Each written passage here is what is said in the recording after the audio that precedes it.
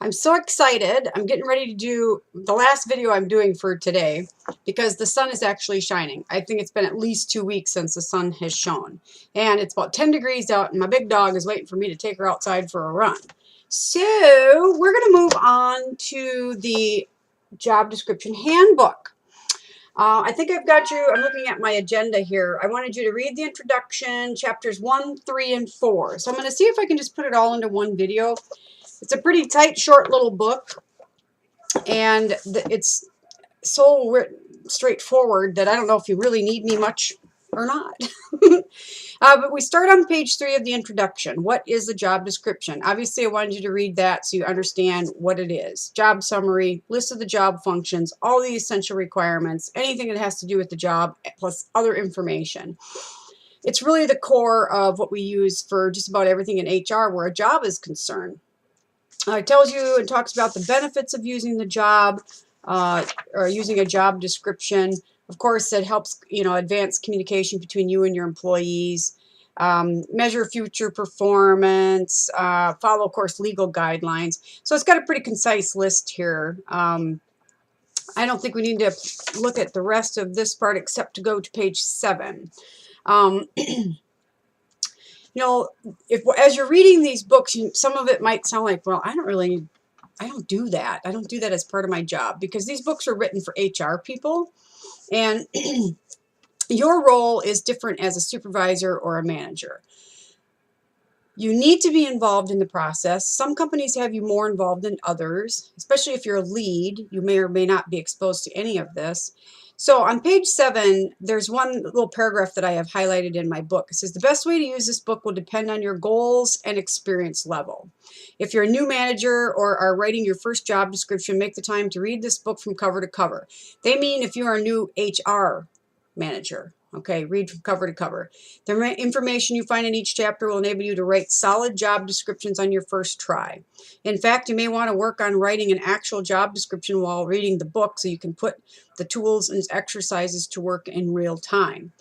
I will be having you guys write job descriptions, but I do not expect them to be at the level of something that an HR person would do, because that's not necessarily what you're doing.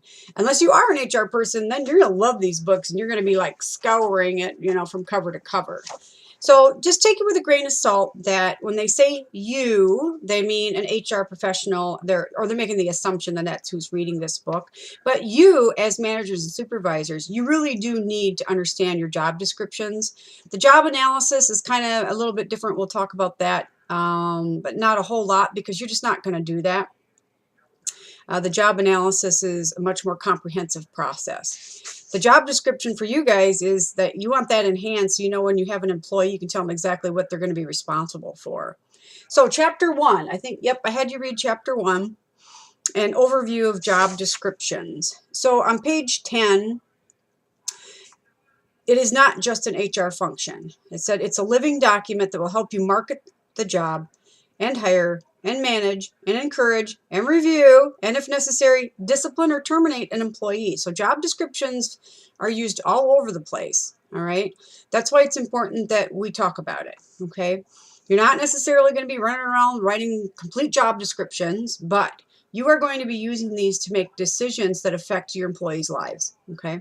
So advantages of creating and using job descriptions. You guys can read this on your own. They give you the whole list here. And it should be, and I like the way they put it here, it should be a living document.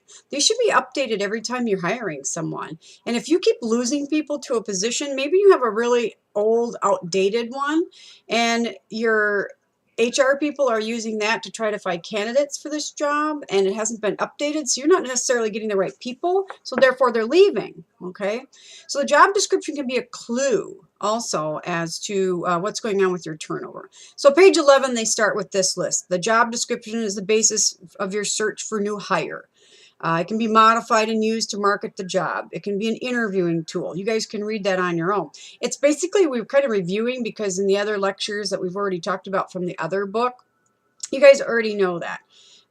It can be for new employees or current employees to be used for a promotion even. And you can use it for performance evaluations, determining pay levels, and of course, prevent any kind of nasty legal exposure. Page 13, how the job description fits into the broader employment picture. They give us this fantabulous little drawing here. Oops, look at them backwards. And as we go forward in the reading, each one of those little boxes is covered by a section. So on page 14, or excuse me, when it starts on page 13, it shows the big picture kind of thing. So page 14, defining and documenting a position. That's where y'all kind of get started. One thing, like they give an example here, if you think your team is lacking in certain areas, you can try to bridge the gap by writing a job description that includes those critical skills and functions. That helps you then hire the right person, right? And on page 15, they have another diagram. We got this little guy here. Of course, you see me with my crazy highlighting. And it's what we would do, what we call a gap analysis. It's like, okay, we examine where we are, we examine where we want to be, how big is the gap in between? And you do the same thing with a job description. So in the step 1, they say, consider your current team's skills and abilities, and then determine the skills and abilities your team will need to have for the future. Whatever that gap is, then that you can write that into the new job description. Technology should be changing your job descriptions. Almost everything's been affected by technology in some way. So they give the example here of some accounting thing, right? If your company's planning to change from one accounting software program to another, then you might have to really rewrite the job description that requires, expertise in that new program. Then it goes on to the next one, beginning the hiring process. A lot of this should be review from the other book, from the reading that I've already had you do. This is I like this little book though, because they give really good examples as well, but not 100 of them. And it's pretty quick reading. So they give you an example of the animal trainer in this case, like beginning the hiring process. What kind of questions do you help you identify the best candidate? And we're going to be doing, I think there's 1 or 2 chapters specifically, geared towards just interviewing questions in the other textbook. This is a good primer to that. Then they go on to orienting the new employee after the job has been filled. And we're going to do some work with orientation towards the end of the course. But they note here, by writing well-crafted job descriptions, you can tell your new hires exactly what to expect of them. Well, you should have been doing that like all along. But before you get to orientation, like, whoa, guess what? You're going to be doing this. Page 19, measuring job performance. That's where, again, we get into using these things as a way to evaluate employee performance. I mean, how do you evaluate someone if you don't have a job description that lists all the things they need to be doing for their job? And then I like how they used it on page 20, because they pointed out if you just put a scale to these, and I think that was for a job description was for a staffing manager in this case. And if you just added a scale to those items, you'd be able to easily go right down and say, oh, okay, and then that's a real abbreviated way to do a performance evaluation. That's just one. And we're going to look at those towards the end of the class. Then as you go forward, on page 21, I like this little circle. They have like this little circle. It says resource. If you need help with performance evaluations, you can go to NOLO is the publisher for this, and there's a book that just specifically talks about that. So if you are an HR professional in this class, you can get a book that just talks about performance appraisals, the Performance Appraisal Handbook. Page 22, taking action based on the job description. So this, for what if you have someone that is having poor performance, for example, you can refer back to the job description and say, okay, well, this is where we need you to be. Again, gap analysis. Then your job as the manager is to try to see, why is there a gap? Is there a lack of training that needs to be done? Have we updated some equipment or software or whatever? So we need to get some more training in that area. Did we maybe hire someone who really wasn't up to speed? Maybe they're not a good fit. And then they do give you an example on page 23 of that as well, which you can read on your own. And of course, another resource, bottom of page 23, NOLO has, or is this, yeah, this is the NOLO product too, the Progressive Discipline Handbook, because most companies use a progressive approach. Modifying the job based on company needs. This is really important. This is why we should be updating our job descriptions regularly. I can tell you that some companies haven't looked at them since they wrote them in 1942 or whatever. They just don't think the job changes that much. And maybe the job itself hasn't changed that much, but maybe the processes have changed, skill levels changed, technology again. Oh. Then the drafting process itself for writing job descriptions. This falls on you meaning the HR person or HR specialist of some sort. But there's a whole bunch of people that should be involved in this process. You cannot, that's why I say this is not just an HR function. You can't rely on HR to write a really good job description about a job they don't do, right? So they have to involve other people. So if you look at page 26, you write the first draft, then you gather input from others, lots of others, incorporate the input from those others, and then update it as necessary. And then I like to do the, what is it? Let me see, I'm dyslexic. The PCDA. I can't remember acronyms. So then we plan, check, do, and then we go back and follow up and do it again. So once you've done this and you have updated it, then you should go back to these people and say, now does this more logical? Does this make sense? They show you the little diagram there on page 27, the role of other people. Oh, and I love these little test your knowledge at the end of each chapter. Oh, I could be giving tests. That wouldn't be any fun. So look at those questions though. Like number 1, can you create an effective job description by adapting one of the many templates available on the internet? You don't have to write it yourself. No, it's false. I mean, granted, you can use a template, but template is not one that's already filled in. And that's just to get you started. But you really have to write it yourself because it's very job specific. Number 2, is it easy to hire a well-qualified person even without a job description? No. That'll get you in a whole bunch of legal problems, and you'll get a poor hire anyway. You can use the job description to craft good interview questions, of course. So read through these. Of course, the answers are on the next page, and they give you the reasoning behind it. So do these little quizzes at the end, and then look at the answers so that you get a really good, solid understanding of each one. Then we go on to chapter 3. Let's go to chapter 3. And I think this is where the analyze and define the job. And again, you're never going to, I shouldn't say never, job analysis is a little bit different. But what I do like about this chapter is the resources. Again, page 59, use the job description worksheet. They give you one in the appendix A. And it's going to help you with your homework too, because you guys are going to write a job description. So consider the big picture. So you're trying to design a job description that is not only cohesive for your department and the individual job, but also for the organization. So it has to follow the values of your organization, your mission, your values, all of that good stuff. It has to also align well with your department values, things like that. You also have to consider the economy and the competition when you write these things, okay? And they give you the, on page 60, another little diagram there, again, that sort of helps give us the big picture. And the current economy, they give you an example here. I think that was for I don't remember which was it job for. Silicon Valley, yeah. And they talked about in the early 90s, right? When, oh my gosh, the IT startups were incredible.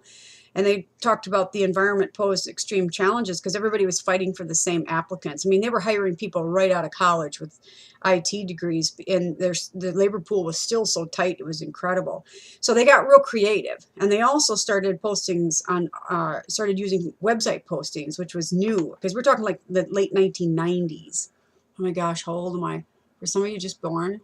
Gotta do my math. But I also remember the crash of that time too. So they do give you some tips here, though, on the bottom of page 61.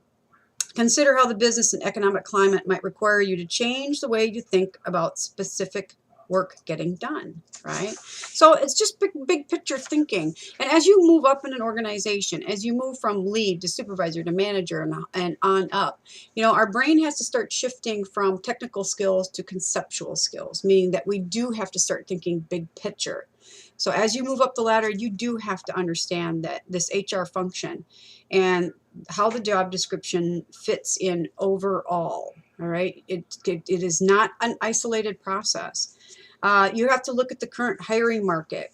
You have to look at the competition. Like, for example, right now, welding. Oh my gosh, I shared an article with, I don't remember which class, my supervision class. I don't remember which class it was. If you want to move to France, and if you're a welder, you're going to make buku dollars. They will pay you to move over there. They'll pay your living expenses for like a year. It was insane. They don't have any welders left. They don't have anybody to weld. Well, it's pretty much the same thing here. You can't find any welders. So industry-specific competition. There's background-specific competition. There's all kinds of different competing interests, like family, work-life balance. These are all things that we have to consider. Big picture thinking. Identifying the keys to success in your company and your department. How do you define success in your company? So you can go look at your vision, your mission, or your value statements. Does it align well with what you're hiring for? Do your ads, your recruiting ads, does everything make sense? Like, to give the example, Walt Disney Company says it's to be one of the world's leading producers and providers of entertainment and information, right? Well, part of their, there's a bulleted point in their job requirements section that reads like this. It says, a good sense of fun and a desire to entertain. It seems very subjective, which it kind of is, but I could ask you a lot of interesting questions about that to find out if you do like to have fun, or when was the last time you had fun and what was it, kind of thing. But the point here is it emulates the entire value system of the company. Now, the same thing applies to performance appraisal documents. Everything has to make sense, okay? Every company has a different way of measuring. We're going to look at different kinds of performance appraisals. There's a boatload of them. There's 3 major categories, and within those categories, there's different tools. But no matter what it is, there should be standards that are still aligned with the overall values of the company, okay? Let's see, reward and recognition programs. Again, same thing. You can read that. Then you can do the same thing towards your department or your team. And I really like on page 71, it starts to give us these ways to sort of brainstorm. They look at the personality challenges, desired work traits on page 71, and then personal strengths, desired work traits. And then on 73, they give you the brainstorming that works. They give you little worksheets. These are pretty nifty, and they'll help you do your homework. And then, you know, you have to sit down and figure out what the essential functions of the job. This is why it's so critical that leads, supervisors, managers, people that actually work on the floor, they don't have to have a title. They know how to do the job more than anyone else. And I can tell you, when older people retire from their jobs, they leave with what we call tribal knowledge. All kinds of stuff that's not written down. So, you know, maybe you don't even know what all the essential functions are because they're not written down anymore. Think about your grandma when she makes something, right? Your favorite dish, whatever it is, chicken noodle soup. And you say, Grandma, gosh, I want to make your chicken noodle soup. She says, well, I don't know. I don't have anything written down. Well, that's me. Nobody knows how to make my salsa because I just started writing things down here a few years ago. But you can go through the rest of this book here. It shows you how to prioritize your list. It gives you different exercises you can use. They give you some tips, like on page 79. Maybe you don't have a full-time position. They give you some tips about that. Prioritizing is a necessary evil that will make your job description much stronger. I love it when people say necessary evil. So go through that. That's really straightforward again. And then any remaining tasks that are essential. Again, this really you need to have a lot of input from other people to figure out what those are. Determining the qualification, educational requirements, training requirements, knowledge, experience. It all goes back to a lot of people coming together that understand the job well. The biggest mistake that I see HR people making is not going down on the floor and talking to the people that actually do the job. They know how to do it best, and those that manage those people, they know it even deeper, okay? Now, test your knowledge. You can do that there again and see how much you picked up from the chapter. And then, let's see, chapter 4. We want to wrap this up. It's going to be long, 19 minutes. Oh my gosh! Writing the job description. Oh, this chapter is pretty straightforward. I want you guys, I got to quit saying that. I keep hearing myself say straightforward. 5 golden rules for writing the job description. You guys are going to do this as part of a class activity. So I'm not going to go through all of it. Oh, well, it's all pretty, yeah. And then they have the workbook and the appendix. And then they have, yeah, I want you guys to read this chapter pretty much on your own and look through it. It's kind of a review of the other book and writing the job summary. And they give tons of examples in here. The point is to always stick to the job, all right? Try to be as clear and concise as you possibly can. Make sure you're reasonable. You don't want to put such high expectations that you can't ever find anybody to be able to do the job. Tell the truth. If there's things that they don't really need to do, don't put it in there, but don't hide things that they are going to have to do, and you don't want to tell them that. You guys will work on this through one of the assignments that we have, and they have it step by step laid out for you here. So that pretty much wraps up chapter 4. So we've looked at our introduction, chapters 1, 3, and 4 of Job Description Handbook. And until our next video session, everybody have a good day.